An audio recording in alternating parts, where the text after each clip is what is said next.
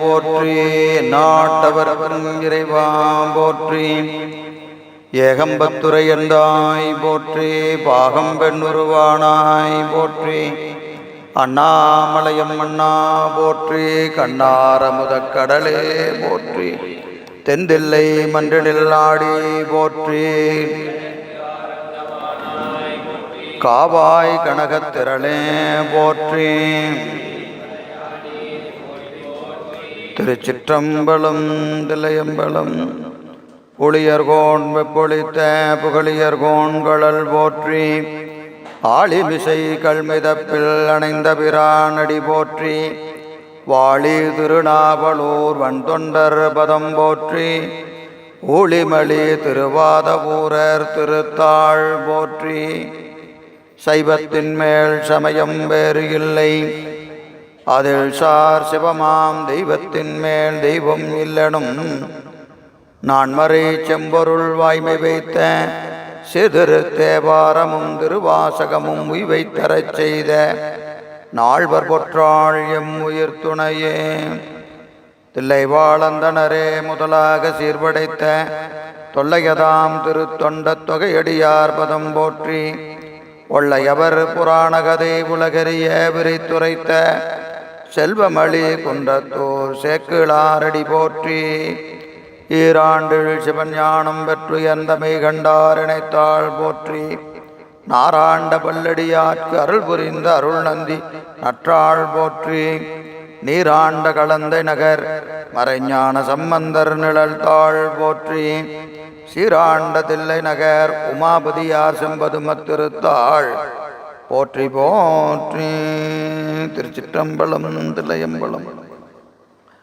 திருநாவுக்கரசு வளரு திருத்தொண்டின் நெறிவாழ வருஞான தபமுனிவர் வாகீசர் வாய்மைதிகள் பெருநாமச்சீர் பரபலுருகின்றேன் பேருலகில். ஒரு நாவுக்கு உரை செய்ய பொன்னாமை உணராதேன். திருச்சிற்றம்பலம் தில்லையம்பலம். எல்லாமல்ல ஈத்தனை ஆண்ட எந்தை பிரான் அருள் தரும் பன்னார்மொழி அம்மையுடன் அமர் திருநாவுடை பெருமானது திருவடித்தாமர்களை மணமொழி மேகலாலே வணங்கி அடியேனை இந்த சென்னரிலே ஆற்றுப்படுத்திய ஞானாசிரிய பெருமக்களுடைய திருவடித்தாமர்களை மணமொழி மேகலாலே வணங்கி இந்த அருமையான ஞான சாத்திரத்தை தொடர்ந்து செய்மெடுத்து கொண்டிருக்கின்ற அத்தனை அடியார் பெருமக்களுடைய திருவடி தாமரைகளையும் மணமொழி மேகலாலே வணங்கி மகிழ்கின்றேன். திருவருளும் குருவருளும் கூட்ட நம்முடைய சைவ சித்தாந்த தொடர் வகுப்பில் சிவஞான போதத்தினுடைய 5வது நூற்பாவை நாம் நிறைவு செய்திருக்கிறோம். முதல் இயல் பிரமாண இயல், 2வது இயல் இலக்கண இயல். அதில் பதிக்கு பிரமாணம், பாசத்துக்கு பிரமாணம், பசுவுக்கு பிரமாணம் என்று 3 சூத்திரங்களை சிந்தித்து இலக்கணம் என்கின்ற வகையில் முதல்ல பசுவுக்கு இலக்கணம், பாசத்திற்கு இலக்கணம். இப்பொழுது 6வது நூற்பால பதிக்கு இலக்கணம் நாம் சிந்திக்க இருக்கிறோம். இன்றைய தினத்தில் 6, 7 ஆகிய 2 நூற்பாக்களை நிறைவு செய்ய வேண்டும் என்பது திட்டம். காரணம் என்னன்னு கேட்டிங்கன்னா, கொஞ்சம் இல்லை, ரொம்ப மெதுவாக போயிட்டு இருக்கிறோம். அதனால் இன்னைக்கு 6, 7 2ஐயும் முடிச்சிட வேண்டியது தான். நீங்கள் விரிவு வாய்ப்பு கிடைக்கிற போது பின்னாடி கொஞ்சம் பார்த்துக்க வேண்டியது தான், வேற வழி இல்லை. ஏன்னா அடுத்த வகுப்பில் 8 துவங்கலாம் என்று ஒரு சிந்தனை. அதனால் இன்னைக்கு 6, 7 நிறைவு செஞ்சிடலாம். அதனால் கொஞ்சம் வேகமாக இருக்கும் வகுப்பு, அப்படியே பார்த்துக்க வேண்டியதுதான். வேகமாக போனால் எப்படி இருக்குன்னு தெரிஞ்சுக்கணுமா இல்லையா? அப்படி ஒரு வகுப்பு பார்ப்போமே இன்னைக்கு. திருச்சிற்றம்பலம். 6வது நூற்பா பதிக்கு இலக்கணம். உணருரு எனின் அசத்து, உணராது எனின் இன்மையின், இருதிறன் அல்லது சிவசத்தாமென 2 வகையின் இசைக்கும் மண்ணுலகே என்பது சூத்திரம் எண்ணுதலிற்றோயனின், சத்தும் அசத்தும் வரை செய்து உணர்த்துதல் நுதலிற்று. இந்த சூத்திரத்தினுடைய கருத்து என்ன என்று பார்த்தீங்கன்னா, சத்து இது அசத்து இது என்று பிரித்து காண்பது. வரை என்பதற்கு பிரித்து காண்பது.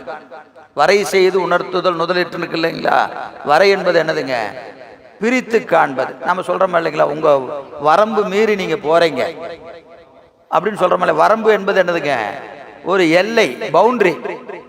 இது இது இது இது என்று என்ன செய்யறோம்? ஒரு எல்லை வரையறை செய்யறோமா இல்லையா?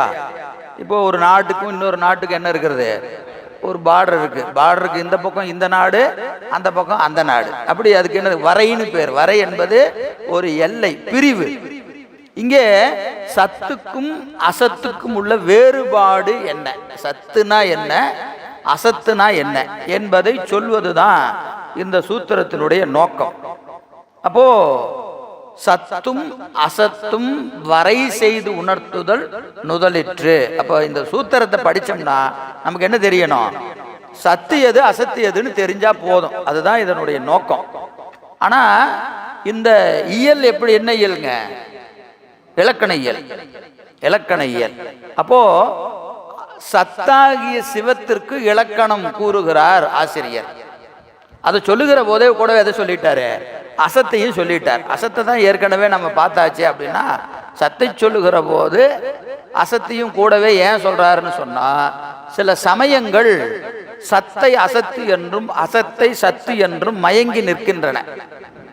அசத்தையெல்லாம் சத்துன்னு சொல்றவங்க இருக்கிறாங்க, சத்தையெல்லாம் அசத்துன்னு சொல்றவங்க இருக்கிறாங்க. எது சத்து எது அசத்து என்பதிலே சமயங்களுக்கிடையே பல வேறுபாடு உண்டு. அதனால இங்க சத்துக்கு இலக்கணம் சொல்லுகிற போது கூடவே என்ன செய்யறாரு? அசத்துக்கும் ஒரு இலக்கணத்தை சொல்லுகிறார். சரி, இப்போ சூத்திரத்தை பாருங்க.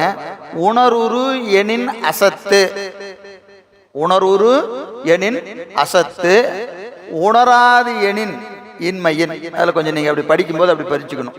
உணர்வுரு எனின் அசத்து, உணராது எனின் இன்மையின். அது எழுதும் போது கொஞ்சம் நீங்க பிரிச்சு எழுதிக்கணும். அப்பதான் படிக்கிறது கொஞ்சம் சௌரியமா இருக்கும்.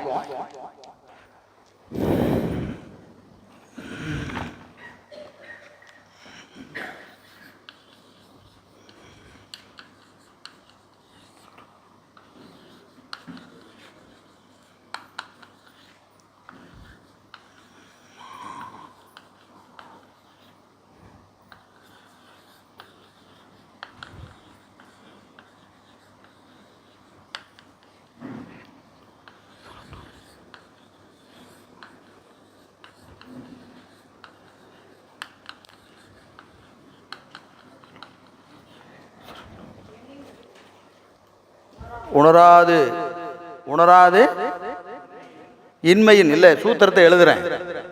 இருதிறன் அல்லது சிவசத்தாம் என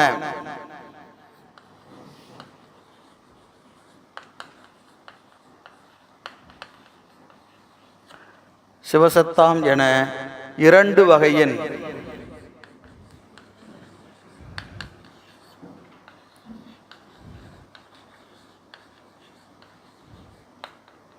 இரண்டு வகையின் இசைக்கும் மண்ணுலகே.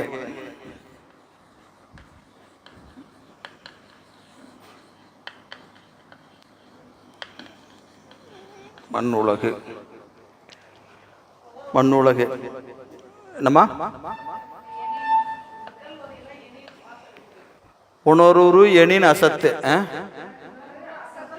எனின். உணர்வுரு அசத்து எனின், உணர்வுரு அசத்து எனின் உணராது இன்மையின் இருதிறன் அல்லது சிவசத்தாம் என இரண்டு வகையின் இசைக்கும் மண்ணுலகே. மண்ணுலகே இதை படிக்கும் போது எப்படி படிச்சுக்கணும்னா, உணர்வுரு எனின், உணர்வுரு எனின் அசத்து, உணர்வுரு எனின் அசத்து, உணராது எனின், உணராது எனின். இந்த எனின் என்பதை இங்க ரெண்டு பக்கம் போட்டுக்கணும். உணர்வுரு எனின் அசத்து, உணராது எனின் இன்மையின் இருதிறன் அல்லது சிவசத்தாம் என இரண்டு வகையின் இசைக்கும் மண்ணுலகே. பொருள் செய்கிற போது இப்படி பொருள் செஞ்சுக்கணும். இங்க எனின் என்பதை என்ன செய்யணும்? முன்னும் பின்னும் கூட்டிக்கணும். உணர்வுரு எனின் அசத்து, உணராது எனின் இன்மையின் இருதிறன் அல்லது சிவசத்தாமென இரண்டு வகையின் இசைக்கும் மண்ணுலகே என்பது சூத்திரத்தை படிக்கும் போது இப்படி படிச்சுக்கணும். சரி, இந்த உணர்வுரு என்பது என்ன அப்படின்னு கேட்டீங்கன்னா, உணரப்படுவது. உணர்வுரு என்பதற்கு உணரப்படுவது.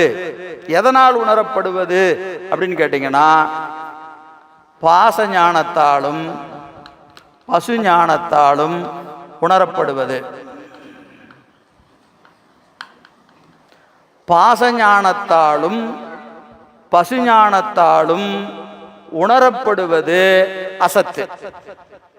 உணர்வுரு என்பது உணரப்படுவது. எதனால் உணரப்படுவது?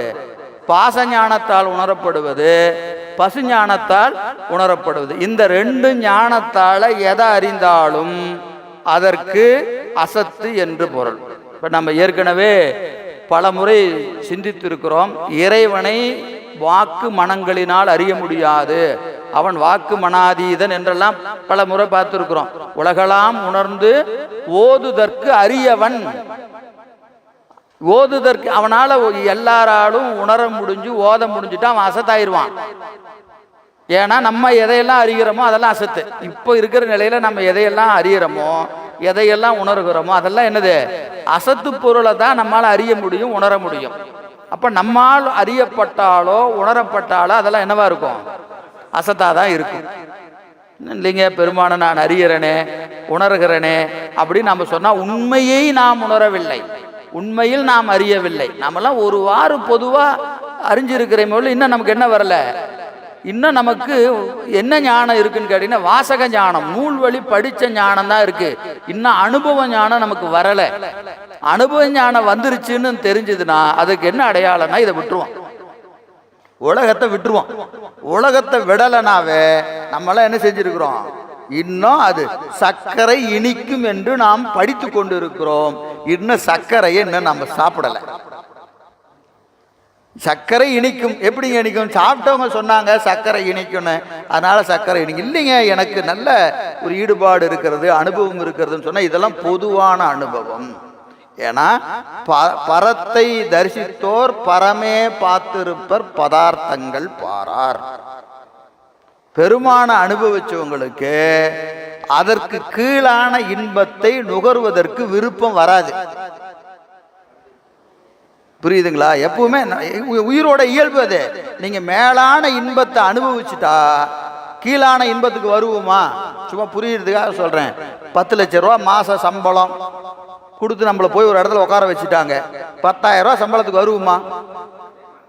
என்ன சொல்லுவோம்? என்னப்பா, யாரை பார்த்து என்னையா சொன்னேன், நான் யாரு தெரியுமா அப்படின்னு கேட்போமா இல்லையா? நல்ல மாளிகை வீட்டில் இருக்கிறோம். அப்புறம் நம்மளை மீறி கை விட்டு போயிருச்சுன்னா அது வேற விஷயம். அதுவா போனா அது வேற விஷயம். கிடைச்சது வரட்டுங்க அப்படின்னு வருவோம். விட்டுட்டு வருவோமா? ஒரு உயர்ந்த இடத்தை விட்டுட்டு தாழ்ந்த இடத்துக்கு நம்ம வருவோமா? நீங்க உலக போகத்தையே வச்சுங்க, பதி போகத்தையெல்லாம் விட்டுருங்க. உலக போகத்தையே அனுபவிக்கிறோம். அது வேண்டான்னு சொல்லி கீழே வருவோமான்னு கேட்டா வர மாட்டோம். அது உயிரினுடைய இயல்பு. அப்போ பதிஞானத்தை அனுபவிச்சிட்டோம்னா அது மேலான இன்பம். அந்த இன்பத்தை அனுபவிச்சுட்டா நம்மளால என்ன செய்ய முடியாது? கீழான இன்பத்தை நுகர்வதில் விருப்பம் வராது. விருப்பம் இப்ப நமக்கு இருக்கா இல்லையா? இருக்கா இல்லையா? இருக்கு. அப்படின்னு என்ன அர்த்தம்? இந்த மேலான இன்பத்தை நாம் நுகரவில்லை. நுகரணும்னு நினைக்கிறோம், நல்லா இருக்கும் எல்லாம். இதுல எதுவுமே பொய் இல்லை. நமக்கு இருக்கிற அனுபவங்கள் எதுவுமே பொய் இல்லை. ஒரு உணர்வு இருக்கிறது, இன்பம் இருக்கிறது, ஒரு அன்பு இருக்கிறது, எல்லாம் சரிதான். ஆனா இது முற்று பெற்றதல்ல. கடக்க வேண்டிய தூரம் நிறைய இருக்கு. அந்த இடத்துக்கு போனா நம்மளால என்ன செய்ய முடியாது? இந்த கீழான இன்பத்தின் மீது நமக்கு விருப்பம் வராது. சரிங்களா? அதனால பரத்தை தரிசித்தோர் பரமே பார்த்திருப்பர். எனவே நம்ம இப்போ அறிவதும் உணர்வதும் எல்லாமே என்னது? அசத்து பொருள் தான். அசத்தை தான் அறிகிறோம், அசத்தை தான் உணர்கிறோம். பெருமானை நாம் ஒருவாறு, அதான் 2 தன்மை உண்டது. 7ஆம் நூற்பால் அடுத்த நூற்பாலை பார்க்கிறோம். ஆன்மாவுக்கு இலக்கணம் என்னன்னு கேட்டீங்கன்னா, எதையும் அறியும் அதையும் அறியும், ரெண்டையும் மாறி மாறி அறியும். அதுதான் ஆன்மாவினுடைய இலக்கணம். மாறி மாறி அறியும், மாறி மாறி அறியும். பெற வேண்டியது இதுன்னு தெரியும், விட வேண்டியது இதுன்னு தெரியும், இதையும் விடாது அதையும் பெறாது. ரெண்டுக்கு நடுவில் அல்லல் படுவது ஆன்மாவினுடைய தன்மை. அது கொஞ்சம் கொஞ்சமா அந்த சிவபுண்ணியம் மிகுகிற போது அது அதை செய்யும். சரி, எனவே பாசஞானத்தாலும் பசுஞானத்தாலும் உணரப்படுகிற பொருள் எல்லாம் அசத்து, அசத்து பொருள். சரி, எதனாலுமே அறிய முடியாது, உணராது என்பது என்னதுங்க? எதனாலும். இங்க எதனாலும் என்பது 3 ஞானம் இருக்கு. பாசஞானம், பசுஞானம், பதிஞானம். எந்த ஞானத்தினாலுமே உணரப்படாத பொருளுக்கு இன்மை, அப்படி ஒரு பொருள் இல்லை, அப்படி ஒரு பொருள் இல்லை. ஏன்னா ஒரு பொருள் இருக்குதுன்னு சொன்னா ஏதாவது ஒண்ணுனால அறியப்படணும். எதனாலையுமே அறிய முடியாத பொருள் இல்லை. அப்படி ஒரு பொருள் இருக்குதுன்னு நீ எப்படி கண்ட? ஒரு பொருள் இருக்குதுன்னா என்ன செஞ்சிருக்கணும்? யாரோ ஒருத்தர் பார்த்துருக்கணும், கேட்டிருக்கணும், அனுபவிச்சிருக்கணும், ஏதோ ஒன்று இருக்கணுமா இல்லையா? யாருமே பார்த்ததில்லை, யாருமே கேட்டதில்லை. அப்படி இருந்தால் அந்த பொருள் என்னது? இன்மை. அப்படி ஒரு பொருள் இல்லை. உதாரணம் ஆமை மயிர் கம்பளம். ஆமை மயிர் கம்பளம், ஆகாய தாமரை. ஆகாய தாமரை யாராவது பார்த்துருக்காங்களா? ஆமை மயிர் கம்பளம். ஆமைக்கு எங்க மயிர் இருக்குது? அதை கொண்டு வந்து கம்பளமா திரிச்சு எங்க வைக்கிறது? அப்படி ஏதாவது இருக்குதா? அப்படியெல்லாம் இல்லை. அப்போ ஆமை மயிர் கம்பளம், ஆகாய தாமரை போல அது இல்பொருள். இதுக்கு என்ன பேருங்க? இன்மை என்பதற்கு இல்பொருள். இல்பொருள் ஒருவாற்றானும் அறியப்படாதது இல்பொருள். பாசஞானத்தாலும் பசுஞானத்தாலும் உணரப்படுகிற பொருள் எல்லாம் அசத்து, ஒருவாற்றானும் அறியப்படாதது இல்பொருள். அப்போ அசத்தை சொல்லும்போது ரெண்டா பிரிக்கிறார். அசத்து என்று ஒன்று உண்டு, இல்பொருள் என்று ஒன்று உண்டு. இல்பொருள் என்னது? அப்படி ஒரு பொருளே இல்லை. 2 கேட்டகரி பிரிக்கிறார். இங்க 2 வகையா பிரிக்கிறார். இந்த 2 இல்லாம இருதிறன் அல்லது, இருதிறன் அல்லது எந்தது? இந்த 2 தன்மையும் இல்லாதது என்னது? அசத்தும் கிடையாது, இல்பொருளும் கிடையாது. அசத்தும் கிடையாது, இல்பொருளும் கிடையாது. எது? சிவசத்து. சிவசத்து என்பதற்கு, இங்க சிவம் என்பதற்கு நீங்க சித்துன்னு பொருள் செஞ்சுக்கணும். சித்து, சிவம் என்பதற்கு இங்க சிவம் அல்ல, சித்து என்பது பொருள். சித்து என்பது பொருள். அப்போ இருதிறன் அல்லது எது? இருதிறன் என்பது என்னது? அசந்தாம் தன்மையும் இல்பொருளாம் தன்மையும் இல்லாதது. இல்லாதது. ஆனா இதுக்கு 2 தன்மை உண்டு. என்ன தன்மை? சித்தாம் தன்மையும் சத்தாம் தன்மையும் உள்ளது. சிவசத்தாம் 2 வகையின் 2 தன்மை உடையது. இந்த சிவத்துக்கு 2 தன்மை கிடையாது, 2 தன்மை உண்டு. 2 தன்மை கிடையாது, 2 தன்மை உண்டு. கிடையாதுன்னு சொல்றது எது? அசத்தாம் தன்மையும் இல்பொருளாம் தன்மையும் இல்லாதது. உள்ளது என்னது? சித்தாம் தன்மையும் சத்தாம் தன்மையும் உடையது. சித்தாம் தன்மையும் சத்தாம் தன்மையும் உடையது. எது? சிவசத்துங்கிறதா சித்தாம் தன்மையும் சத்தாம். சிவம், இங்க சிவம் என்பது இங்க இல்ல. சூத்திரத்துல சிவம்ங்கிற பொருள் கிடையாது. இங்க சிவம் என்பதற்கு சித்துன்னு பொருள். புரியுதுங்களா? இங்க இந்த தன்மை உடையது எதுனா பதி. ஏன்னா இந்த நூற்பாவே எதுக்கு? பதிக்கு தான் இலக்கணம். பதிக்கு இலக்கணம். அப்ப பதியின் இலக்கணம் என்னன்னு கேட்டீங்கன்னா 2 தன்மை இல்லாதது, 2 தன்மை உடையது. இல்லாத தன்மை அசத்தாம் தன்மையும் இல்பொருளாம் தன்மையும் இல்லாதது, சித்தாம் தன்மையும் சத்தாம் தன்மையும் உடையது பதிப்பொருள். உடையது பதிப்பொருள். அவ்வளவுதான் இந்த நூற்பாவினுடைய நோக்கம். பதிக்கு 2 தன்மை உண்டு, 2 தன்மை இல்லை. சரிங்களா? புரிஞ்சுதா? சொல்லுங்க. அது சொல்றேன். இப்போ அடுத்தது சித்துனா என்ன, சத்துனா என்ன என்பது கேள்வி. சரிங்களா? இப்ப பொதுவா நம்ம முதல் வகுப்புல 25 ஜனவரி மாசமா பிப்ரவரி மாசமா நடத்தும் போதே இந்த செய்தியை சொன்னோம். உங்க நோட்டெல்லாம் ஒரே நோட்டு வச்சிருந்தீங்கன்னா பக்கத்துல இருக்கும். பல நோட்டு குறிப்பு எடுத்திருந்தீங்கன்னா இருக்காது, நோட்டை கொண்டு வந்திருக்க மாட்டீங்க. சரி, சத்து சித்து ஆனந்தம். ஆமா, இப்போ சத்து சித்து ஆனந்தம், சச்சிதானந்தம். சத்து சித்து ஆனந்தம். சத்து என்பது என்னதுங்க? அறிவுடையது, மாறாதது. மன்னிக்கணும், மாறாதது சத்து. மாறாதது சத்து. எது மாறாம இருக்கிறதோ அதற்கு என்ன பேரு? சத்துன்னு பேரு. இதற்கு அறிவுடையது. சித்து என்பதற்கு அறிவுடையது. இன்ப ஆனந்தம் என்பதற்கு இன்பம். சத்து என்பது மாறாதது, சித்து என்பது அறிவுடையது, ஆனந்தம் என்பது இன்பத்தை உடையது, இன்பம். இப்போ நம்முடைய இருக்கிற பொருள் எத்தனை? 3 பொருள். எது எது? பதி பசு பாசம். 3 பொருள் இருக்கா இல்லையா? இப்போ 3க்கு இந்த தன்மை எது எதுக்கு இருக்குதுன்னு பார்க்கணும்.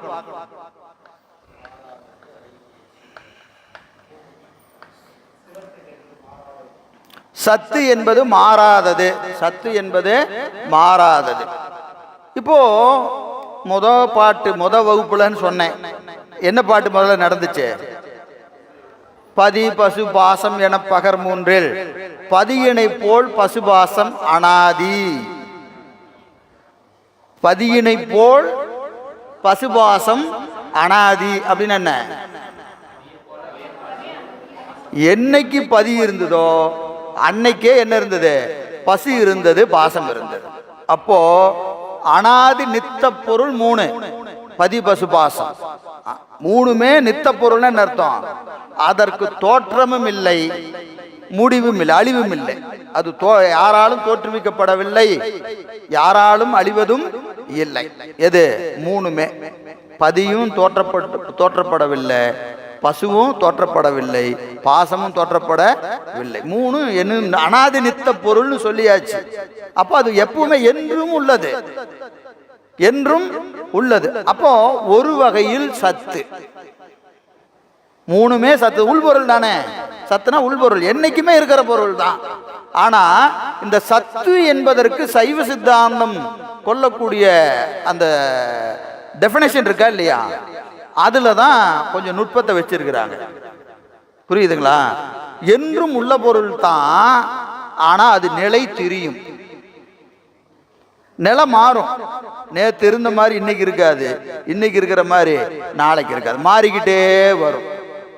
எப்பன்னு கேட்டீங்கன்னா, இந்த பாசப்பொருள் இருக்கா இல்லையா, பாசம், இந்த பாசத்துக்கு காரண நிலை, நிலை, காரிய நிலை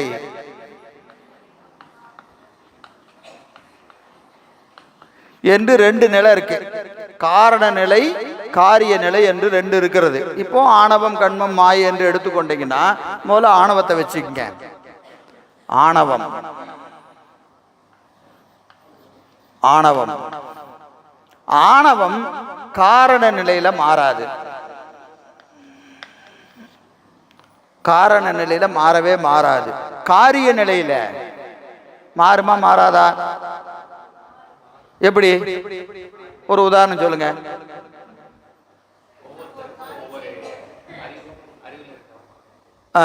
அறிவுக்கு தக்க மாறு. சரி, நம்ம அறிவிலேயே மாறுதா மாறலையா?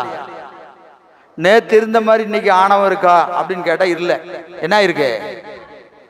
எப்படி இருக்கு? கொஞ்சமாவது தேஞ்சு இருக்கணும். நியாய பிரகாரம் லாஜிக்கலா பார்த்தா நமக்கு என்ன இருக்கணும்? ஆணவம் மனம் தேஞ்சு இருக்கணும். இல்லைங்க எனக்கு ஜாஸ்தி ஆயிடுச்சுங்க அப்படின்னா அதுக்கும் வாய்ப்பு இருக்கிறது, நாம இல்லைன்னு சொல்ல முடியாது. சரியா? பொதுவா சைவ சித்தாந்தம் படிச்சு பூசை பண்ணி 5 எழுத்து சொன்னா என்ன ஆகணும்? ஆணவம் தேயணும். ஆணவம் தேயணும். அப்போ ஆணவம் காரிய நிலையிலே மாறக்கூடியது.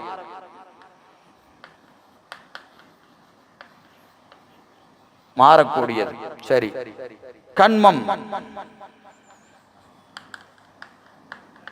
காரண நிலையில மாறாதது, காரிய நிலையில மாறக்கூடியது, மாறும். மாயையும் அப்படிதான், மாயையும் மாறாதது, மாறக்கூடியது. மூணுமே காரண நிலையில மாறாதது, காரிய நிலையில மாறக்கூடியது. இப்ப மாயை எடுத்துக்கிட்டீங்கன்னா என்ன ஆகுது? தனு கரண புவன போகங்களா வருதா இல்லையா? உலகமா வருது, தோன்றுது, ஒடுங்குது, திருப்பியும் தோன்றுது, மாற்றத்துக்குரியது என்னது? மாயை. மாற்றத்துக்குரியது மாயை. அப்போ ஆணவம், கண்மம், மாயை என்று சொல்லக்கூடிய மூன்று பொருள்களும் காரண நிலையில மாறாதது, காரிய நிலையில மாறக்கூடியது. மூணுமே. அப்ப பாசம் காரணத்துல மாறாது, காரியத்துல மாறும். எனவே இது மாறக்கூடியது என்பதினாலே இது என்னன்னு சொல்றோம்? பாசத்தை சத்து கிடையாது, அசத்துன்னு சொல்றோம்.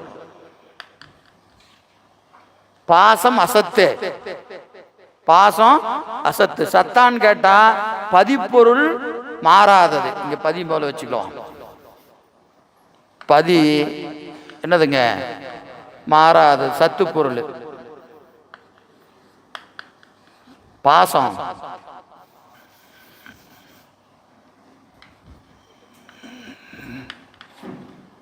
பாசம் அசத்து.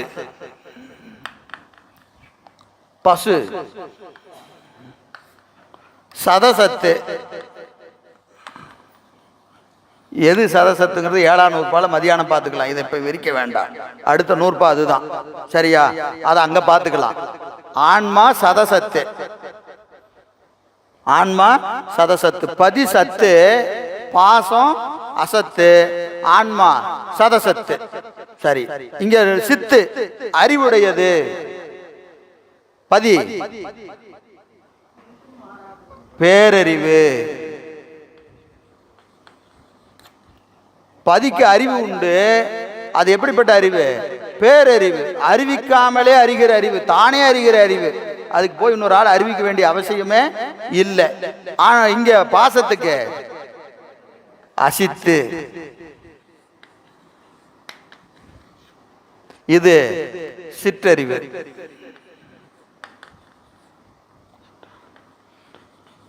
சிற்றறிவு. அடுத்தது ஆனந்தம். இது தருவது. இதுக்கு ஆனந்தம் கிடையாது, இது பெறுவது. ஆனந்தத்தை தருவது சிவம், ஆனந்தத்தை பெறுவது உயிர். கொடுத்தாலும் அனுபவிக்க தெரியாதது பாசம். பாசத்துக்கு ஆனந்தத்தை கொடுத்தாலும் அனுபவிக்க தெரியாது. ஸோ இதுதான் அந்த மூணுக்குள்ளார ஒரு டேபிளேஷன். இதுதான் சத்து எது, அசத்து எது, ஆனந்தம் எது என்பதில் பதிபசு பாசத்திற்குரிய ஒரு இது. இதுக்குள்ள எல்லா சூத்திரமும் அடங்கி போச்சு. மொத்த சூத்திரமும் இதுக்குள்ள இருக்குது, சரியா?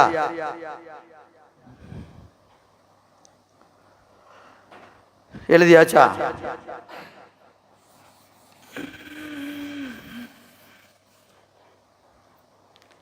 எனவே பாசஞானத்தாலும் பசுஞானத்தாலும் உணரப்படுவது அசத்து. ஒருவாற்றானும் அறியப்படாதது இல்பொருள். இன்மை என்பது இல்பொருள். எனவே இந்த இரண்டு தன்மையும் இன்றி சித்தாம் தன்மையும் சத்தாம் தன்மையும் இரண்டு தன்மையை உடையது பதிப்பொருள் என்று மண்ணுலகு இசைக்கும் கற்றோர் கூறுவர். அளவை நூல் கற்றோர் கூறுவர். சரிங்களா? சத்தத்தையே காணோம், சைலண்ட் ஆயிடுச்சு.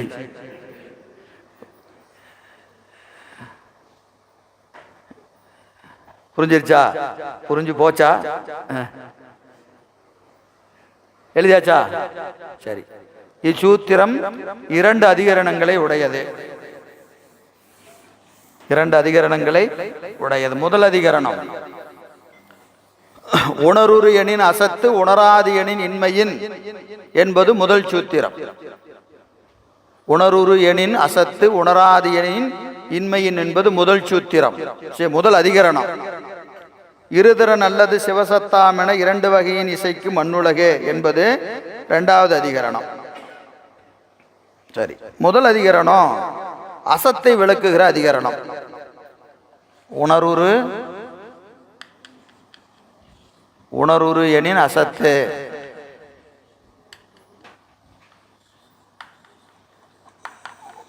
உணராது எனின் இன்மையின்.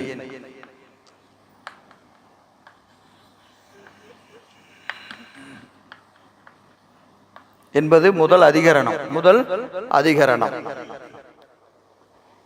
இதற்கு மேற்கோள் செய்கிறார். மேற்கோள் என்பது என்னது? ஆசிரியர் கருத்து. ஆசிரியரது கருத்து என்ன சொல்றாரு மேற்கோள்? ஈண்டு அறிவினால் சுட்டப்பட்ட சுட்டு.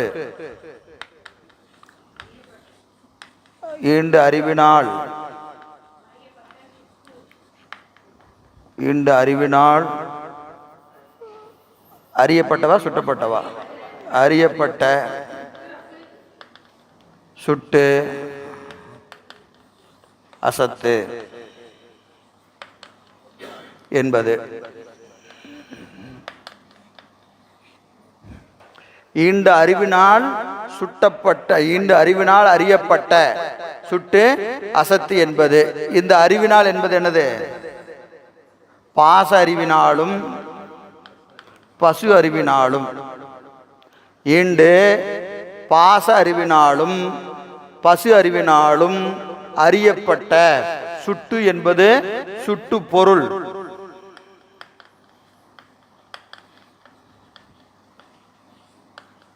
சுட்டுப்பொருள் அசத்து என்பது. அசத்துக்கு மேல நூற்பால சொன்னதை என்ன செய்யறாரு? மேற்கொள்ள வலியுறுத்துறாரு. அதான கருத்து, முதல் அதிகரண கருத்து அதுதான். சரியா? இந்த அறிவினால் என்பது என்னது? பாச அறிவினாலும் பசு அறிவினாலும் அறியப்பட்ட சுட்டுப்பொருள் எதுவோ அந்த பொருளுக்கு அசத்துன்னு பேரு. அசத்துன்னு பேரு. சொல்றவர் யாரு? மெய்கண்டார். ஆசிரியரது கருத்து தானே மேற்கோள். ஆசிரியரது கருத்து தான் மேற்கோள். இதன் மீது என்ன வரும்? தடை. இதன் மீது தடை. ரெண்டு பேர் சொல்றாங்க. தார்க்கியர், இரண்டாவது சாங்கியர்.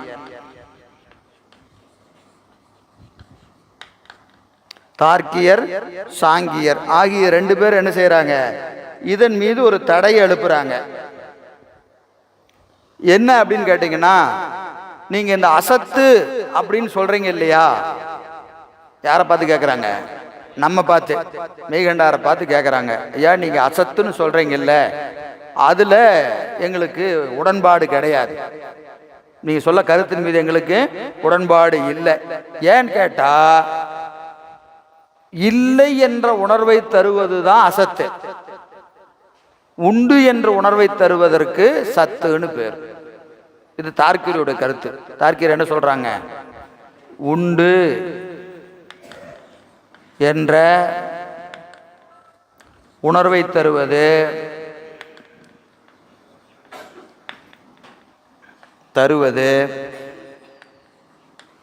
சத்து. அதே மாதிரி இல்லை என்ற உணர்வை தருவது அசத்து. தார்க்கியருடைய கொள்கையை முதல் நீங்க புரிஞ்சுக்கிட்டீங்கன்னா தான் தடை புரியும். நாம அசத்துன்னு எதுக்கு சொல்லுகிறோம்? சுட்டி அறியப்படுகிற பொருள் அசத்துன்னு சொல்றோம். மாறக்கூடியது. நீ எதையெல்லாம் சுட்டி அறிகிறையோ அதெல்லாம் மாறக்கூடியது. மாறக்கூடியதெல்லாம் அசத்தியா அப்படின்னு சைவ சித்தாந்தம் சொல்லுது. தார்க்கியர் கொள்கை என்ன அப்படின்னு கேட்டீங்கன்னா, உண்டுன்னு அனுபவிக்கிறதெல்லாம் என்னது? சத்து.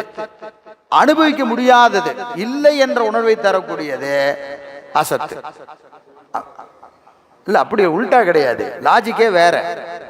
நம்ம லாஜிக் வேற, அவங்க லாஜிக் வேற. இப்ப என்னன்னா, இப்ப என்ன கேட்கறான்னு வச்சுக்கங்க, ஒரு பொருளை அனுபவிக்கிற. காலையில டிஃபன் சாப்பிட்டாச்சா இல்லையா? சாப்பிட்டாச்சு. நல்லா எப்படி சாப்பிட்டோம்? நல்லா சாம்பார் நல்லா இருக்கு, இன்னும் கொஞ்சம் ஊத்து, ஒரு இட்லி வெய்ய, ஒரு தோசை வெய்யன்னு சாப்பிட்றோமா இல்லையா? நல்லா அனுபவிக்கிற. அனுபவிச்சு அதை அப்போ அது எப்படி நீ அசத்துன்னு சொல்லுவ? நல்லா உண்டுன்னு தெரியுது, நல்லா அனுபவிக்கிற, அனுபவிச்சுட்டு அதை போய் என்னன்னு சொல்ற? அசத்துன்னு சொல்ற. அதெல்லாம் கிடையாதியா. அனுபவிச்சினாவே அது என்னது? சத்து பொருள். உள்பொருள் தான் சத்து, உள்பொருள் தான் சத்து, இல்பொருள் அசத்து. உள்பொருள் சத்து, இல்பொருள் அசத்து. உள்பொருள் எதுன்னு கேட்டா நீ அனுபவிக்கிறியா இல்லையா?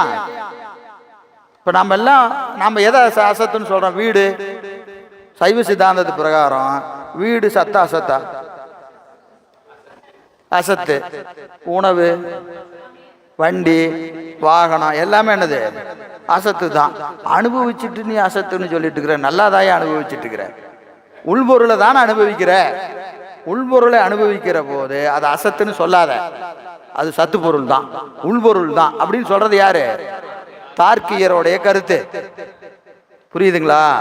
தார்க்கியருடைய கருத்து. எனவே உண்டு என்ற உணர்வை தருவது சத்து, இல்லை என்ற உணர்வை தருவது. இந்த இடத்துல நீங்க திருப்பி எழுதணும், நான் எழுதணும் நிறுத்திக்காதீங்க. இல்லை என்ற உணர்வை தருவது அசத்து. அதை எழுதிடணுமா? இல்லைன்னா நீங்க எழுதியே போடலீங்க, ஸ்கிரீன்ஷாட் எடுத்து வச்சிருக்கிறோம். இல்லை என்ற உணர்வை தருவது, இல்லை என்ற உணர்வை தருவது அசத்து. தார்க்கியர், தார்க்கியர்.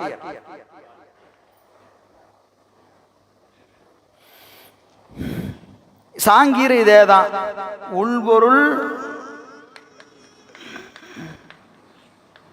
உள்பொருள் சத்து, இல்பொருள்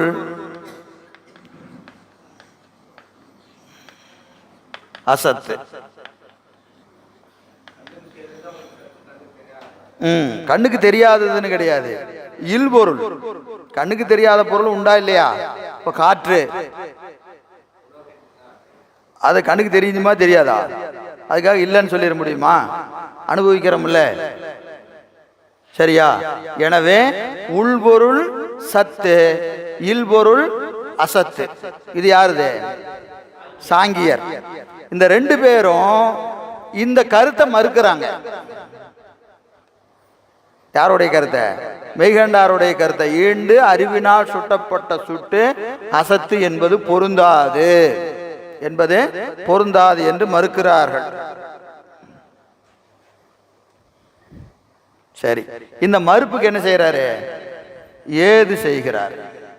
ஏது அவைதாம்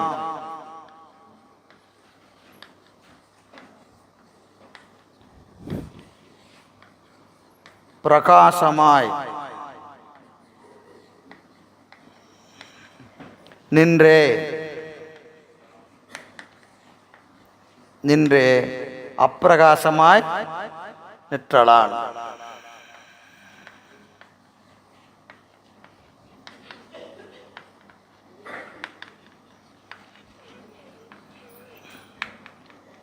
இது எங்கேயோ படிச்ச மாதிரி இருக்கா? எந்த நூற்பால படிச்சீங்க? பிரகாசமாய் நின்று அப்பிரகாசமாய் நிற்றலான். எந்த சூத்திரத்தில் படிச்சீங்க? படாரம் புத்தகத்தை திருப்பி பார்க்கறது இல்லையா?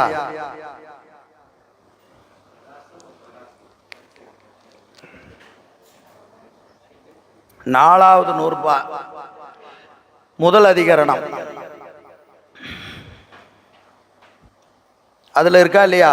இதே தான் இருக்கும். அவைதான் பிரகாசமாய் நின்றே அப்பிரகாசமாய் நிற்றலான்னு நாலாவது நூற்பால சொல்லியிருக்கிறாரு. சரியா? இதே மாதிரி திருப்பியும் இன்னொரு தடவை சொல்லுவார். அங்க வரும்போது ரெண்டையும் கேட்போம். வழக்கம் போல புத்தகத்தை தேடணும். சரியா? இங்கே பிரகாசம் என்பதும் அப்பிரகாசம் என்பதும், பிரகாசம் என்பதற்கு உள்ளது என்ற உணர்வு, பிரகாசம் என்பதற்கு உள்ளது என்ற உணர்வு, அப்பிரகாசம் இல்லது என்கின்ற உணர்வு. உள்ளது என்கின்ற உணர்வை தருவதற்கு பிரகாசம்னு பேரு. உள்ளது என்ற உணர்வை தருவது, உள்ளது என்ற உணர்வு, என்ற உணர்வு. பிரகாசம் என்பதற்கு உள்ளது என்ற உணர்வை தருவது, அப்பிரகாசம் என்பதற்கு இல்லை என்ற உணர்வை தருவது. சரியா? இப்ப பாருங்க, அவைதாம் எவைதாம். அவைதாம் என்னது? எப்பா அவங்கள வர சொல்லு அப்படின்னா அடுத்து என்ன கேள்வி கேட்போம்? யாருங்க நீங்க பாட்டுக்கு அவங்கள வர சொல்லுங்க அப்படின்னா யாருன்னு எனக்கு தெரியணுமா இல்லையா? அப்ப என்ன செய்யணும்? அந்த முன்னாடி பேசிட்டு இருந்ததை கவனிச்சிருந்தோம்னா அவனை வர சொல்லு அப்படின்னு சொன்னா நமக்கு டக்குன்னு தெரிஞ்சிடும். ஏன்? முன்னாடி யாரை பத்தி பேசிட்டு இருந்தோமோ அவன். நாம தான் முன்னாடி போனோம்னா பின்னாடி மறந்துடுவோம்ல. அப்படியே ஏதோ பேசிட்டு இருக்கிறாரியா அப்படின்னு கேட்டுட்டு என்ன சொன்னீங்க அப்படின்னு கேட்போமா இல்லையா? இப்ப அவைதாம் எவைதாம் மேல சொன்ன அவைதாம். மேல என்ன சொன்னோம்? பாசஞானத்தாலும் பசுஞானத்தாலும் அறியப்படுகிற பொருள். அவைதாம்னாவே பக்கத்துல யார் என்னையா போனது என்ன சொன்னாங்கன்னு டக்குன்னு பார்க்கணும். சரியா? அவைனா என்னது? பக்கத்துல என்ன சொன்னு பார்க்கணும். அவைதான் பாசஞானத்தாலும் பசுஞானத்தாலும் அறியப்பட்டு அசத்து என்று சொல்லப்பட்ட அவை. அசத்து என்று சொல்லப்பட்ட அவை. அவைதான் பிரகாசமாய். பிரகாசம்னா என்னது? உள்ளது போலவே தோணும், உள்ளது என்ற உணர்வை தரும். ஆனால் ஆனால் உண்மையில் அது என்னது? அப்பிரகாசம். இல்லது உள்ளது மாதிரியே தெரியும், ஆனா என்னது? இல்லது. ஏன் இல்லைன்னு கேட்டீங்கன்னா நிலைச்சு நிக்காதே. இப்போ உலகம் என்பது எப்படிப்பட்டதுங்க? நெருநல் உடன் ஒருவன் இன்று இல்லை என்னும் பெருமை உடைத்து உலகம். உலகத்துக்கு அழகா வள்ளுவர் சொல்றார், என்னது? நெருநல் உடன் ஒருவன் இன்று இல்லை என்னும் பெருமை உடைத்து. இந்த கணம் இருக்கிற மாதிரியே தெரியும், ஆனா கோவிட்ல தான் எல்லாத்துக்கும் நிலையாமையை பற்றி ஒரு சிந்தனை வந்தது. கோவிட்ல தான் வந்துச்சு. நினைச்சு பாருங்க எத்தனை பேத்துக்கு பெரிய பெரிய கோடீஸ்வரன் எல்லாம் இருக்கிறவன் இல்லாதவன் நல்லவன் கெட்டவன் எதுவுமே கிடையாது. சும்மா ஐயா மூச்சு ஏதோ மூச்சு கொஞ்சம் பிடிக்க முடியல, ஆஸ்பத்திரிக்கு போனாரு, அவ்வளவுதான். அடுத்த அரை மணி நேரம் 1 மணி நேரம் ஆம்புலன்ஸ்ல போகும்போதே போக போக உயிர் விட்டவங்க எத்தனை பேரு? ஹாஸ்பிட்டல் போய் ஆக்சிஜன் கிடைக்காம உயிர் விட்டவங்க எத்தனை பேரு? பார்க்க முடியாம உயிர் விட்டவங்க எத்தனை பேரு? உலகமே நிலையாமையை அறிந்தது எப்போ? கோவிட்ல தான். ஏன்னா அது எல்லாத்துக்கும் தெரிகிற மாதிரி வந்து போச்சு. ஆனா தினந்தோறும் நடந்துகிட்டே இருக்குது. எல்லார் வீட்லையும், பக்கத்து வீட்டில், எதிர்த்த வீட்டில், எல்லா வீட்லையும், ஊர்ல தினமும் ஒரு இறப்பு என்பது நிகழ்ந்து கொண்டே இருக்கிறது. நாம் அதை பற்றி கவலைப்படுவதில்லை. காரணம், நமக்கு அதை பற்றிய உணர்வு இல்லை. நிலையாமையை பற்றிய உணர்வு நமக்கு இல்லை. ஞானத்திற்கு முதல் தகுதியே நிலையாமையை பற்றிய உணர்வு தான். நிலையாமையை பற்றி உணர்வு வந்தாதான் ஞானத்தினுடைய தேடல் நமக்கு வரும். இல்லைன்னா என்ன வராது? பார்த்துக்கலாம் பார்த்துக்கலாம், என்ன ஆகி போச்சு, இன்னும் இப்பதானே ரிட்டையர் ஆனோம், எல்லாம் பென்ஷன் வர்றது எல்லாம் ஓரளவு கோர்ஸ் பண்ணிட்டு அப்புறமா போய் பார்க்கலாம் அப்படின்னு நம்ம என்ன செய்வோம்? ரிட்டையர் ஆகியும் நேரம் கிடைக்கலன்னு சொல்றவங்க எத்தனை பேர் இருக்கிறாங்க? வேலை செய்யும் போதே நேரம் கிடைக்கலன்னு சொல்லக்கூடாது. ரிட்டையர் ஆனாலும் எனக்கு நேரம் கிடைக்கல அப்படின்னு சொல்றவங்க எத்தனை பேர் இருக்கிறாங்க? இல்லையா? காரணம் என்ன? நிலையாமையை பற்றி உணர்வு நமக்கு இல்லை. சரிங்களா? எனவே ஒரு பொழுதும் வாழ்வது அறியார், கருதுப கோடியும் அல்ல பல. ஒரு பொழுதும் வாழ்வது அறியார், கருதுப கோடியும் அல்ல பலங்கிறார். அப்படின்னு என்னது? ஒரு கணம் இருப்பமான கேரண்டி கிடையாது, அடுத்த நிமிஷம் நமக்கு கேரண்டி கிடையாது. ஆனா நம்ம கற்பனை எவ்வளவு இருக்கு? கோடிக்கணக்கான கற்பனை. இதை செஞ்சிடணும், அதை செஞ்சிடணும், மழையை வில்லா வளைச்சிடணும், அதை பண்ணிடணும், இதை பண்ணிடணும்னு 1000 கற்பனைகள், 1000 கற்பனைகள் நமக்கு இருந்து கொண்டே இருக்கிறது. அப்போ இந்த உணர்வு என்பது நமக்கு ரொம்ப முக்கியம். ஏன்னா உலகம் என்பது நிலைத்த பொருள் அல்ல. நிலைத்த பொருள் அல்ல, அது மாறிக்கொண்டே இருக்கும், அழிந்து கொண்டே இருக்கும். தோன்றுவது போல் இருக்கும், அது அழிந்து கொண்டே இருக்கும். அதனால அவைதான் பிரகாசமாய் நின்றே அப்பிரகாசமாய் நிற்றலாம். உள்ளது என்று உங்களுக்கு தோன்றினாலும் அது நிலைத்த பொருள் அல்ல. உலகமும் சரி, உடம்பும் சரி, இந்த உடம்பு அப்படிப்பட்டது தான். இதற்கு எந்த வாரண்டி கேரண்டி எதுவுமே கிடையாது. திருமூலர் சொல்வது போல இடப்பக்கமே இறை நொந்ததென்றார், கிடக்கப்படுத்தார், கிடந்து போனார். அழகா சொல்றார். மடக்குடியாளோடு மத்தளம் கொண்டார். வீட்டுக்காரியோட உட்காந்து சாப்பிட்டுட்டு வெத்தலை பாக்கெல்லாம் போட்டு இங்க கட்டில உட்காந்து பேசிக்கிட்டு இருந்தாராம். திருமூலர் சொல்றாரு 3000 வருஷத்துக்கு முன்னாடி என்ன சொல்றாரு? மத்தளம், மடக்கொடியாளோடு மத்தளம் கொண்டார். அப்படின்னு என்னது? சாப்பிட்டுட்டு நல்லா உட்காந்து ஆசுவாசமா பேசிக்கிட்டே இருக்கிறாராம். மடக்கொடியாளோடு மத்தளம், இடப்பக்கமே இறை நொந்ததென்றார். என்னன்னு தெரியலம்மா, கொஞ்சம் வலிக்கிற மாதிரி இருக்கு அப்படின்னாராம். கிடக்கப்படுத்தார், கிடந்து போனார். Heart attack. Heart attack Valluvar யார் சொல்றா? திருமூலர் சொல்றார். நம்ம என்னமோ ஹார்ட் அட்டாக் என்னமோ இப்ப கண்டுபிடிச்ச மாதிரி, அதுக்கு என்னமோ பெரிய கண்டுபிடிச்சதுக்கு எவனோ வெள்ளக்காரன் பேரெல்லாம் வச்சு என்னமோ பண்ணிட்டு இருக்கிறோம். திருமூலர் சொல்றார், இடப்பக்கமே இறை நொந்ததென்றார், கிடக்கப்படுத்தார், கிடந்து போனார். அப்போ இப்படித்தான் வாழ்க்கை. வாழ்க்கை இவ்வளவுதான், இதுக்கு மேல ஒண்ணுமே கிடையாது. அப்போ உள்ளது போலவே தோன்றும், ஆனால் அது உள்பொருள் அல்ல, அது இல்பொருள், மாறக்கூடியது. எனவே அது என்னதுங்க? உணரப்படுகிற எல்லா பொருளும் அசத்து. உணரப்படுகிற எல்லா பொருளும் அசத்து. உருவாற்றானம் உணரப்படாதது இல்பொருள். இல்பொருளை விளக்க வேண்டிய அவசியம் இல்லை. ஏன்னா இது எல்லாத்துக்கும் உடன்பாடு. யாருக்கு? சாங்கியருக்கும் உடன்பாடு, தார்க்கியருக்கும் உடன்பாடு, சைவ சித்தாந்திக்கும் உடன்பாடு. அதனால இல்பொருள் என்பதை விளக்கல. இந்த நூற்பால இல்பொருள்னு சொல்லிட்டாரு. ஆனா அதை விளக்குவதற்கு என்ன கிடையாது? என்ன கிடையாது? அதிகரணம் கிடையாது. தனியா ஒரு அதிகரணம் வைக்கல.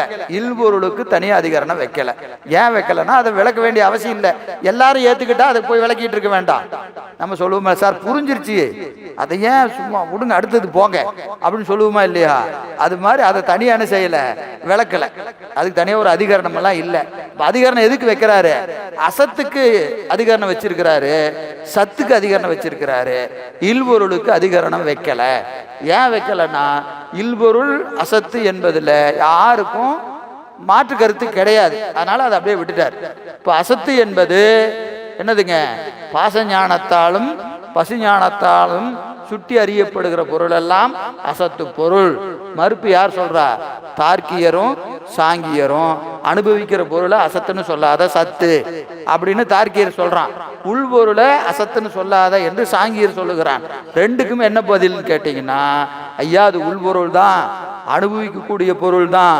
ஆனா கணந்தோறும் மாறி போயிறியான், எந்த நிமிஷம் இருக்கும்னே தெரியாது. எந்த நிமிஷம் இருக்குன்னே தெரியாது. எனவே அதை என்னன்னு சொல்லணும்? அசத்துன்னு தான் சொல்லணும். அசத்துன்னு தான் சொல்லணும் என்று ஏது வைக்கிறார். இந்த ஏதுவை விளக்குவதற்கு என்ன செய்யறாரு? வெண்பா. இந்த ஏதுவை விளக்குவதற்கு வெண்பா. அசத்தறியாய் கேள்வி, அறிவறிந்த எல்லாம் அசத்தாகும், மெய்கண்டான் ஆயின் அசத்தலாய், நீரில் எழுத்தும் நிகழ்கனவும் பேய்தேரும் ஓரின் அவை இன்றாமாறு ஒப்பு அப்படின்னு ஒரு வெண்பா வைக்கிறார். எதற்குன்னா இந்த தார்க்கியரையும் சாங்கியரையும் மறுப்பதற்கு வெண்பா வச்சிருக்கிறார். இந்த மறுப்பு எங்க வச்சிருக்கிறாரு? வெண்பால இருக்கு. முத 2 வரி தார்க்கியர் மறுப்பு, கடைசி 2 வரி சாங்கியர் மறுப்பு. அந்த வெண்பாலேயே 2 மறுப்பு இருக்கு. அசத்தறியாய் கேள்வி, அறிவறிந்த எல்லாம் அசத்தாகும் அப்படின்னு இருக்கா இல்லையா? அது வரைக்கும் யாருது? தார்க்கியர் மறுப்பு. மெய்கண்டானாயின் அசத்தலாய், நீரில் எழுத்தும் நிகழ்த்தனவும் பேய்தேருமா இன்றாமாறு ஒப்புன்னு சொல்றாரு இல்லையா? அது என்னது? சாங்கியருக்கு. முத 2 வரி தார்க்கியருக்கு, அடுத்த 2 வரி சாங்கியருக்கு மறுப்பு வைக்கிறார். சரி, அசத்தறியாய். அசத்தறியாய் என்னது? அசத்தின் தன்மையை அறியாதவனே. அசத்தின் தன்மையை அறியாதவனே. யார கேட்கிறாரு? தார்க்கியரை பார்த்து. எப்ப அசத்துன்னு சொல்லிட்டு இருக்கிறியா, உனக்கு அசத்தோட உண்மையான தன்மை தெரியுமா? அசத்தறியாய், அசத்து அறியா. அசத்தின் இயல்பை உள்ளவாறு அறிகிற ஆற்றல் இல்லாத தார்க்கியனே, நீ கேள், நீ கேள், நீ கேட்பாயாக, நீ கேட்பாயாக. மெய்கண்டான் ஆயின், அசத்தை அறியணும்னா முதல்ல மெய்யை காணணும். மெய்யை காண வேண்டும். மெய் என்பது சத்தின் இயல்பை, மெய் என்பதற்கு சத்து, மெய் கண்டான் இருக்கா இல்லையா, மெய் என்பதற்கு சத்து மாறாதது. மெய் கண்டான், சத்தின் இயல்பை கண்டவன் எவனோ அவனால் தான் அசத்தின் இயல்பை சொல்ல முடியும். சத்தின் இயல்பை கண்டவன் எவனோ அவன் தான் எதை சொல்ல முடியும், அசத்தின் இயல்பை சொல்ல முடியும். உதாரணத்துக்கு அறிவுனா என்ன அப்படின்னா, அறிவற்றவன் 10 பேர் அங்க உட்கார்ந்துருக்கிறான், 10 பேர் முட்டாளி. இவன் எல்லாரும் என்ன செய்யறான், அறிவுனா என்ன தெரியுமா அப்படின்னு ஒரு மாநாடு நடத்துறான். புரியுதா? அப்ப அவன் என்ன செய்வான், அவனால அறிவுன்னு எதை அறிய முடியுமோ அதுதான் அறிவு, அறிவுன்னு பேசிட்டு இருப்பான். இந்த அறிவு இதெல்லாம் அறிவு கிடையாதியா அப்படின்னு அவனுக்கு எப்ப தெரியும், உண்மையான அறிவுடைய ஒருத்தன் வருவான். அவன் வரும்போது தான் அடடா என்னடா நம்ம இத்தனை நாள் நம்ம தான் பெரிய ஆளு நினைச்சுக்கிட்டு இருந்தோம், கடைசியில பார்த்தா என்ன நம்மளாம் ஒண்ணுமே இல்லையாட்டு இருக்குது அப்படின்னு தெரியுமா. அப்போ உண்மையான அறிவை கண்டவனுக்கு தான் அறிவு இல்லை மடமையினுடைய இலக்கணம் எப்ப தெரியும், அறிவுடையவனை பார்த்தா தான் மடமையின் இலக்கணம் தெரியும். அறிவுடையவனை பார்க்கலன்னா மடமையே அறிவுடைமை ஆயிடும். ஒரு ஊரில், எங்கள் ஊர்ல எல்லாம் ஒரு பழமொழி சொல்லுவாங்க. என்னன்னு கேட்டீங்கன்னா, சர்க்கரை இல்லாத ஊருக்கு இழுப்பை பூ சர்க்கரை, சர்க்கரை இல்லாத ஊருக்கு இழுப்பை பூ சர்க்கரை அப்படின்னு என்னதுங்க, இழுப்பு பூ கொஞ்சோண்டு இனிக்கும். இவனுக்கு சர்க்கரைனா என்னன்னே தெரியாது. இவன் சர்க்கரைக்கு என்ன செய்வான், இழுப்பு பூவை போட்டு சாப்பிட்டுக்கிட்டு இருப்பான். இவன் சர்க்கரை எதுன்னு கேட்டா இழுப்பு பூ தான் சர்க்கரைம்மா. அப்புறம் இவன் எங்கேயாவது போய் இன்னும் வெள்ளையா என்ன போடுறீங்க, இதுக்கு பேர் தான் ஏன் சர்க்கரை, அப்படியா, எங்க ஊர்ல இத்தனை நாள் நாங்க இழுப்பு பூவை தானே போட்டு சாப்பிட்டுக்கிட்டு இருந்தோம் அப்படிம்பா. இது பழமொழி. அதுபோல அசத்தின் தன்மையை நீங்க அறியணும்னா என்ன செய்யணும், சத்தின் தன்மையை அறியணும். சத்தின் தன்மையை அறியாத வரைக்கும் அசத்தின் தன்மையை உண்மையாக உங்களால் அறிய முடியாது. அப்போ நீ சத்தின் தன்மையை அறியணும்னா என்ன ஆகணும், நல்ல குருநாதன் உனக்கு வாய்க்கணும். நல்ல குருநாதன் வாய்க்கணும். யாருக்கு நல்ல குருநாதன் வாய்க்கிறானோ அவன் சத்தின் இயல்பை உள்ளவாறு அறிவான். சத்தின் இயல்பை அறிந்தால் சத்தை தவிர மீதி எல்லாம் அசத்து, சத்தை தவிர மீதி எல்லாம் என்னது அசத்துன்னு பிரிச்சிடலாம். இப்ப சத்து தெரியலன்னா நீங்க அசத்துக்குள்ளேயே தொலாவிட்டு இருக்க வேண்டியதான். இது சத்தா இது சத்தான்னு தேடிட்டு இருக்கணும். ஆனா இருக்கிறது பூரா என்னது அசத்து தான். அதான் மெய்கண்டான் ஆயின், மெய்கண்டான் ஆயின், மெய்யை கண்டான், அதனாலதான் மெய்கண்டார். மெய்யை கண்டதுனால அவருக்கு என்ன பேரு, மெய்கண்டான். எனவே மெய்கண்டான் ஆயின் அறிவறிந்த எல்லாம் அசத்தாகும். அறிவினால் அறியப்பட்ட பொருளெல்லாம் அசத்து என்பதை நீ அறிவாய்.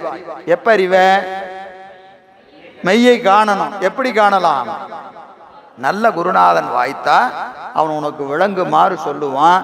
ஐயா, பாசஞானத்தால் அறியப்படுவதெல்லாம் அசத்து, பசுஞானத்தால் அறியப்படுவதெல்லாம் அசத்து, பதிஞானம் வாய்த்தால் அன்றி இது விளங்காது அப்படின்னு உனக்கு நல்ல குருநாதன் வந்து சொன்னா உனக்கு விளங்கும். இல்லைன்னா விட்டு உனக்கு புரியாது. யாரை பார்த்து சொல்றாரு, தார்க்கியனை. உனக்கு விளக்கணுங்கிறது முடியாது. ஏன்னா உனக்கு என்ன இல்லை, தவம் இல்லை, நல்ல குருநாதன் வாய்க்கல. அதனால இது உன்னால் இப்பொழுது உன்னால் அறிய முடியாது, இப்பொழுது உன்னால் அறிய முடியாது. எனவே மெய்கண்டான் ஆயின் அறிவறிந்த எல்லாம் அசத்தாகும். அறிவினால், பாச அறிவினாலும் பச அறிவினாலும் சுட்டி அறியப்பட்ட பொருள் எல்லாம் அசத்து என்பதை நல்ல குருநாதன் வாய்க்க, சிவபுண்ணியம் வாய்க்க நீ அறிவாய். அது வரைக்கும் உன்னால் இதை அறிய முடியாது என்று மறுக்கிறார். சரி, அடுத்த ரெண்டு என்னது, சாங்கியர். சாங்கியர் அவரை மறுக்கிற போது அசத்தலாய் நீரில் எழுத்தும் நிகழ்கனவும் பெய்தேரும் இன்றாமாறு ஒப்பு.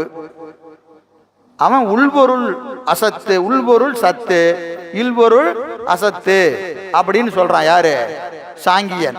உள்பொருள் தாயா. இப்ப நீரில் எழுத்து, நீரில் எழுத்து உண்டா இல்லையா, நீரில் எழுத்து உண்டா இல்லையா?